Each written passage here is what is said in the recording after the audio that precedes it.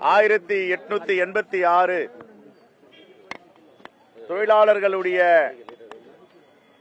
விடுதலைக்காகவும் உரிமைக்காகவும் போராடி மே 1ஆம் தேதி தொழிலாளர்கள் தினமாக அனுஷ்டிக்கப்பட்ட நாள். இந்த நாளை வருடம் வருடம் ஏன் போற்றுகிறோம் என்றால், தொழிலாளருடைய உரிமைகளை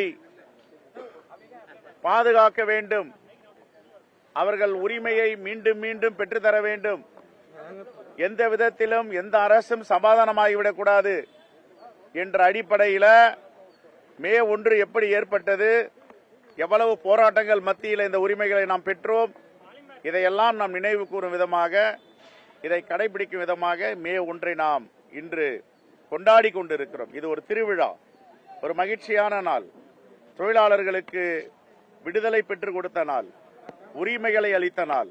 காங்கிரஸ் பேரியக்கத்தின் சார்பாக இங்கே மே தினத்தில் போராடிய தோழர்களுக்கும் போராடி கொண்டிருக்கிற தோழர்களுக்கும் எங்களுடைய மலரஞ்சலியை செலுத்திக் கொண்டிருக்கிறோம். ரைட்? கருத்து கணிப்பு இல்ல, கருத்து திணிப்பு. இது எப்படி கருத்து 200 தொகுதிக்கு மேல வெற்றி பெறுவோம் அப்புறம் டே 1 சொல்றோம். அதுல இருந்து மாற்றுக்கிறதே கிடையாது. திராவிட முன்னேற்ற கழகத்தின் தலைமையில் இருக்கின்ற கூட்டணி 200 தொகுதிக்கு மேல் நாங்கள் வெற்றி பெறுவோம்.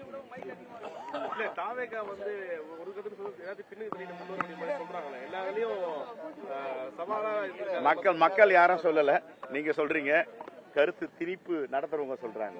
அதனால இன்னும் 2 தினங்கள் தான் இருக்கு, சனிக்கிழமை ஞாயிற்றுக்கிழமை. திங்கட்கிழமை இன்னாரும் ஓரளவுக்கு மக்கள் முடிவை தீர்ப்பு வாசிக்க ஆரம்பிப்பார்கள். தீர்ப்பு எழுதி விட்டார்கள். திராவிட முன்னேற்ற கழகத்தின் தலைமையில் இருக்கின்ற கூட்டணி 200 தொகுதிகளுக்கு மேல் வெற்றி பெறும் தீர்ப்பு எழுதியாச்சு. இந்த தீர்ப்பை படிக்கின்ற நாள் தான் மே 4. ஆகவே தீர்ப்பை இன்னொரும் 35% படித்திருப்பார்கள். இந்த நேரத்தில் மீண்டும் முதலமைச்சராக அண்ணன் மு.க. ஸ்டாலின் அவர்கள் அமர்வார், தொடர்வார். எங்களுடைய கூட்டணி மகத்தான வெற்றி பெறும்.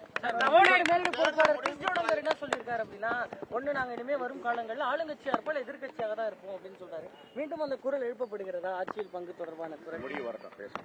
சார், மோடி உத்தரப்பிரதேசத்துல பேசும்பொழுது தமிழகத்தின் மூலமா திராவிட முன்னேற்ற கழகம் உத்தரப்பிரதேசத்துக்கான நாடாளுமன்ற உறுப்பினர் எண்ணிக்கை குறைக்க பாக்குது அப்படின்னு சொல்லியிருக்காரு. அதுக்கு எதிர்ப்பு ஒரு நாக்குள்ளவர் பேசினா அதுக்கு பதில் சொல்லலாம். பல நாக்குள்ளவர் இங்க வந்தா தமிழர் நாகரிகம், தமிழர் பாரம்பரியம், தமிழர் பண்பாடு, தமிழர் கலாச்சாரம், தமிழர் இலக்கியன்வாரு.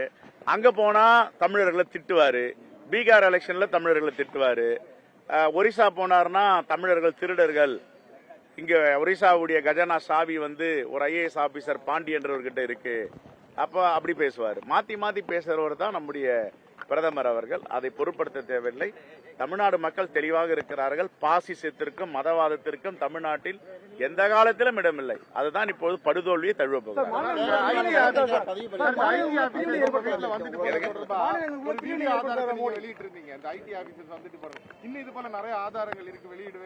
கொஞ்சம் வெயிட் பண்ணுங்கம்மா, வெளியிடுறேன். அதை காங்கிரஸ் நாடாளுமன்ற உறுப்பினர்கள், எங்களுடைய சட்டத்துறை அதை அணுகி கொண்டிருக்கிறது.